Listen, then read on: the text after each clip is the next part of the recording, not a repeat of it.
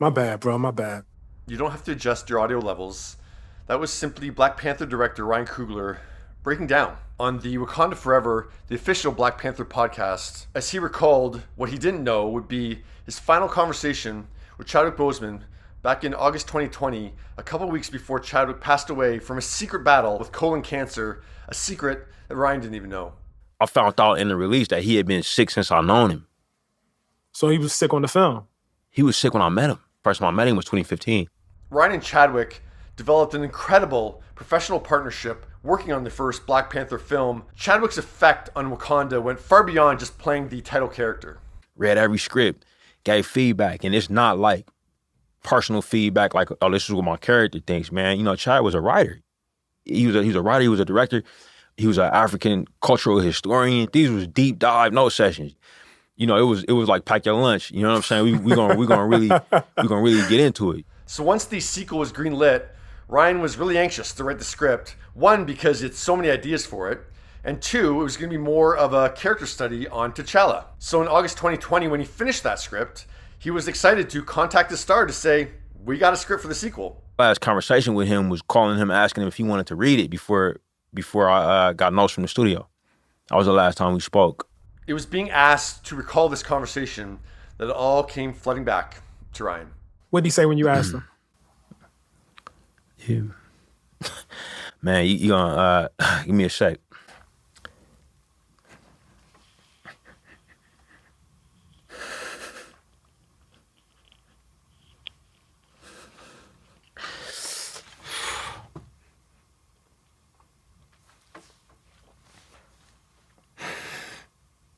My bad, bro. My bad.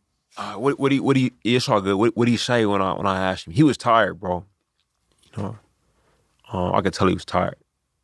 I could tell he was laying down, so I could tell something was up. And then he was like, "Yeah, he didn't want to." He said he didn't want to read it because he didn't want to get in the way with whatever notes the studio might have or what have you. So he was like, "It's better for him to read it later." But I found out later that he was too tired to read anything. It's also very telling that Ryan said that Chadwick was so involved with the drafts and the rewrites for the first film script, and then when he's given the opportunity to read the second film script, I think Chadwick knew he was ultimately not going to be in that movie. So after Chadwick passed, that script for Black Panther 2, which Ryan says was a really deep dive into T'Challa, was basically useless. Did you consider leaving? Did you think about that?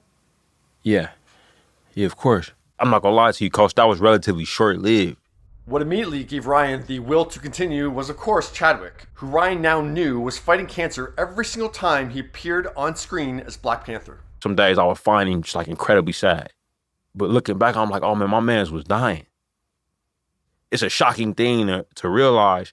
And it's also a thing where it's like, oh yeah, I can't quit. You know, this dude made this while he was dying and did it better than everybody. If he did all of that while he was going through that, we gotta keep it rocking for him. We have to. You know, this is just grief. So it's like, yeah, we gotta push through. And Ryan does admit the idea of recasting T'Challa was on the table, but he quickly realized that for the film, for the cast, for the crew, they had to be their authentic selves in order to make this continuation work. Our truth was lost, you know, which is a fact of life. It's the gift and the curse of life. Heroes, great men die, you know? Yeah. We gotta keep going. That drive to keep going is something that Ryan now carries with him. But we knew that we had something special that we wanted to give the world. He would say it in his speeches. We all know what it's like to be told that there is not a place for you to be featured. Like, he would accept the word and say, hey man, it's gotta be a number 2. I know that you can't have a Black Panther now without a 2 on it. It was very clear for everybody who knew him that we had to keep it rocking. Very powerful interview. I recognize on the press tour for Wakanda Forever, they are trying to minimize the grief a little bit because I'm sure there's a lot of it. They're trying to really bring some fun into the interviews. I mean, they're still talking about Chad and honoring him, but yeah, they're trying to bring some lightness to things a little bit.